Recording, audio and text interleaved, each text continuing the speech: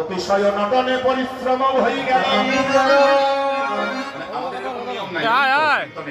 যে নাচ হয়ে গেল সঙ্গে সঙ্গে শুয়ে দাও এরকম নিয়ম নাই। আমাকে যদি বলে এক্ষুনি ঘুমিয়ে যাও, ঘুম হবে? অন্তত পক্ষে গা ধুয়ে খেয়ে দিয়ে একটু বসে তারপর ঘুম হবে।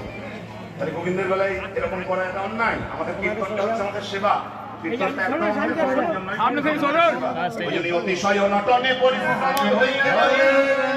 ধান পিতল তনবাস নৃত্য সমাধি রায় কান বৈঠল মণি চারিপাশ শীতল নিরলয় তন মনোছয় চামর করয়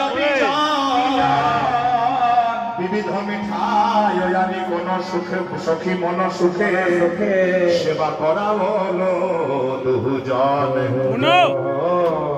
জল দিয়ে গা মুছিয়ে দিয়ে বাতাস করে শুকনো কাপড় পরিয়ে দিয়ে এরপর বিবিধ